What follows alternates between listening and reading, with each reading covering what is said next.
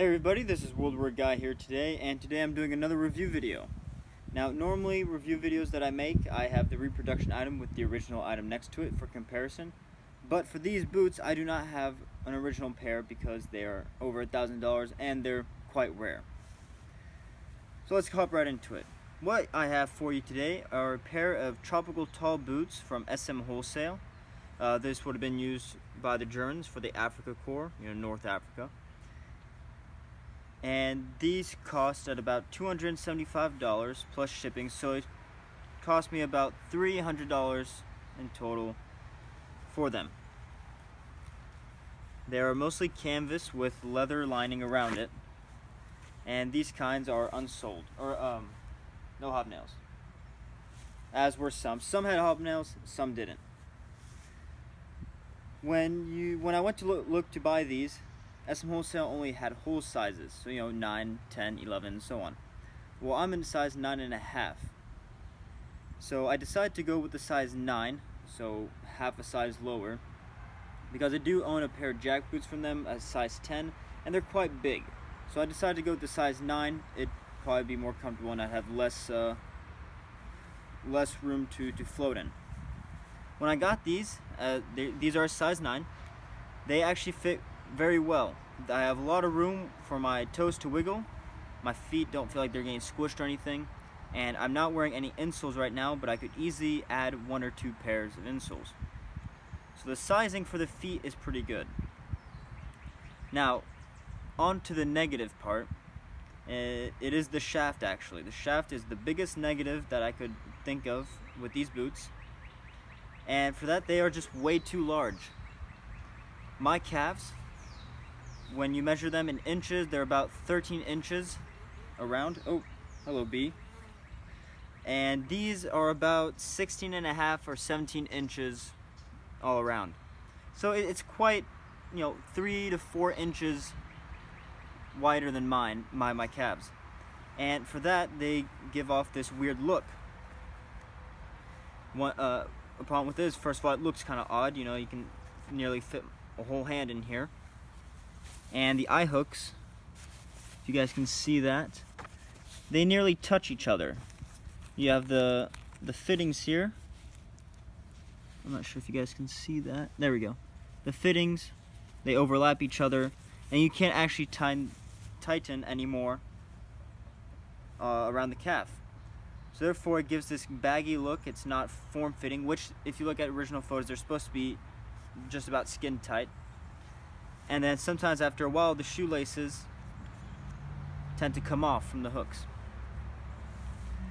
So that's actually a pretty big disappointment. The reason why I think they do that is because maybe not a lot of reenactors, but a majority of reenactors, they have bigger calves than me. I do have small calves in comparison to the average calf size, which I would say is about 15 inches around, while I'm about 13 and a half.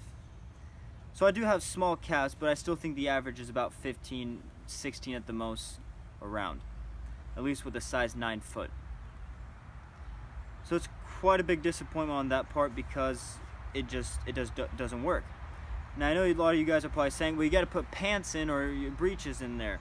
That's true, but from the photos I've seen, they only have breeches, and breeches are just about skin tight, so that only adds half an inch at the most. So that really doesn't count for those 3 to 4 inches that I would need. So what I've done for now is I basically used leg wraps to fill in that gap. This one, my left leg, I only have World War I leg wraps on there, and that really doesn't add anything. My hooks are still touching each other, and there's still quite a bit of room in here. On the right one, I added the World War I leg wraps plus a nice woolen scarf, a thick one, and that does the trick for it to be form-fitting, but now it looks like I have huge calves when I don't. You can see the shoelaces, they're not going to come off. The hooks are not overlapping each other.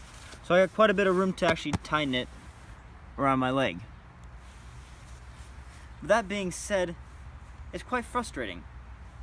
The impression is for North Africa, where it's really hot, and having to wrap 2 leg wraps around my calves just for it to fit properly is quite frustrating. And I don't know if you guys can see, but it kind of looks a bit silly. You got a really thin leg here and then a big old calf here. It looks like I have a swollen leg or something. So it's quite frustrating. So I've been thinking maybe I should try selling them. I'm not sure. I've tried shrinking them a little bit by putting them in hot water and leaving them out in the hot sun to shrink. It shrunk maybe 1 or 2 centimeters at the most, not inches. And I kind of left some watermarks on the leather here, but I'm sure I could clean that up.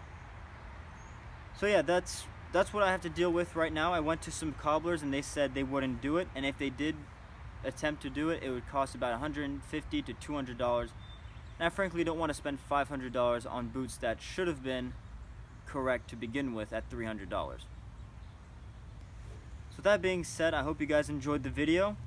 If you did, please drop a like. If you want to comment on another website that sell tropical boots, I'll probably post multiple links in the description of places that do sell tropical boots. But disclosure, I only know of about SMWholesale personally. So if you like, or if you want to comment on anything, please drop a comment. And if you're watching this and you realize you haven't subscribed yet, press that subscribe button, and remember to share the video so that other people know what they're getting into when buying these boots. But besides that, you guys have a great day.